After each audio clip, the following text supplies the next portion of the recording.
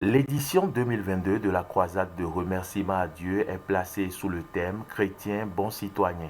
Enfermé pendant 7 jours pour communier avec le Dieu d'Otchofa, les anges et la Vierge Marie, le prophète Paul-Isaac Didjor aussi est réapparu au camp de prière d'Agba-Olonton ce samedi, accueilli par le peuple de Dieu en liesse. Grand moment de louange et d'adoration pour les fidèles qui ont tous reçu l'onction du prophète. Une cérémonie marquée par la présence du pasteur James venu du Nigeria et des moments d'intense prière et de révélation. L'évangéliste Delphin Abiogba est revenu sur le sens du thème de la croisade de cette année 2022. Ce que nous pouvons retenir de global est que quand tu es chrétien, on doit voir dans tes actes. Les actes que tu dois poser doivent montrer qu'un fils du Christ, tu dois aimer ton prochain,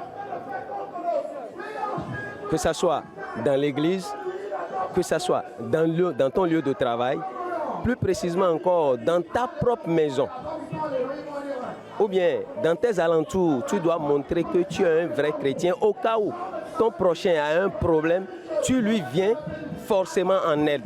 Tu ne dois pas montrer que vous avez de querelles. Vous avez une mésentente entre vous. Non, tu ne dois pas lui montrer ça.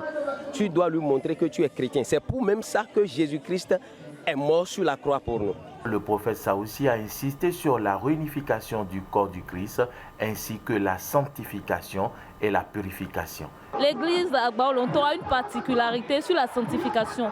Pour les femmes, quand tu es chrétienne céleste, tu dois venir ici, tu n'as pas à te tresser, donc avoir les mèches sur la tête, tu n'as pas à porter du vernis, des faux ongles, tu n'as pas à porter tout ce qui est extra, qui n'entre pas dans le naturel, sinon dans l'être que Dieu a fait ou la manière dont il t'a créé. Les fidèles fréquentant le camp de prière Agba-Olonton sont convaincus de la présence permanente de Dieu d'Otchofa dans leur vie. J'avais certaines difficultés avant. Donc cette difficulté-là ne m'a pas permis de rester et aller chercher ailleurs. Et quand j'ai écouté les gens, je suis venu, j'ai commencé à avoir la prière, suivre la prière avec eux.